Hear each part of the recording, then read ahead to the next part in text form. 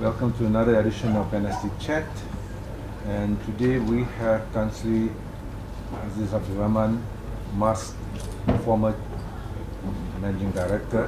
So he's going to talk to us about MH370. Kansri, thank you for coming. I wish it was under better circumstances, but MH370 is now the only conversation that's worth talking about in Malaysia. Let me cut to the chase. Where do you think MH370 is right now? Well, I've been following the news. I've also been talking to some Malaysian airline employees. But apparently everybody is now confused because of the conflicting news coming out. At one time, when I was at the mosque, I heard about the accident earlier. And then all of a sudden, I received a message from somebody behind me to say that, don't worry, the aircraft landed safely at Nani. That's the first,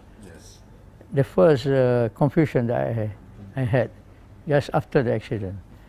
And then, of course, after that, I found out that that's completely false. Now, since then, we also have heard many conflicting news. And there was some semblance of evidence that they found some parts floating in the sea. That also turned out to be inaccurate. Now, actually, it is really puzzling. I am not in a position to say one way or the other, but what we can guess is that the flight had gone for more than an hour, and since then there's no news at all. There's no message from the cockpit, and apparently there's no message from the engines and so on. And it would appear that there were people who trying to manipulate the flight. It appears to be that way.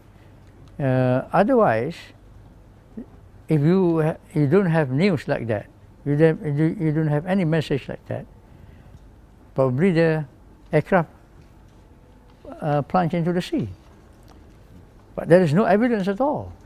For how many days already, so many nations, I think 12 nations came and assist, and so many ships, aircraft, and they have not found it.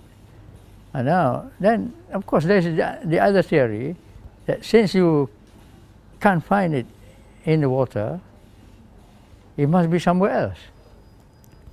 There is this theory that the aircraft turned back and flew over the Straits of Malacca.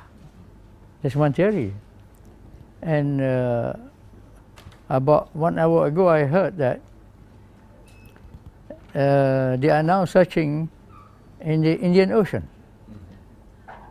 Now, this is a very complex story, so I don't think there is anybody who can really make a guess of it. As far as I'm concerned, I'm only praying that they are safe. So basically, if you have to put it in a nutshell, there is no crash, there is no explosion, there is no communication. Yes. So if you eliminate all these impossible scenarios, Yes. and what's left now, no matter how improbable, Yes. might be the truth. And in my mind, the only remaining left is foul play, which is either hijacking or a sabotage. Pentagon has been reported as saying that the transponders have been deliberately disengaged, and that is why the plane is so difficult to find. it might as well have landed, refueled, and flown off mask in a different transponder number. Different number. It could be masquerading as a cargo ship by now, hiding in plain sight. Do you think this scenario is possible? Well, if Pentagon had actually traced all that what they said, then it's possible.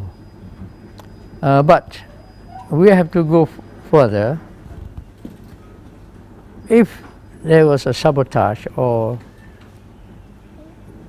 attempt to take the aircraft away for so many hours already, so many days, the aircraft must have landed somewhere. And this aircraft cannot land, just cannot land anywhere. It got to land in the proper airport with the right length of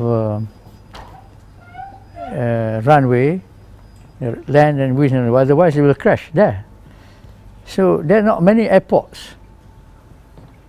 Maybe in Cambodia there is one, Laos there's one, in Thailand there's two or three.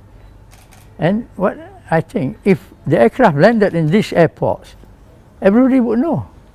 Because the communication system is very wide, everybody would know. And there's no such landing. So where? If you land on the ground, where is it? That's a big question.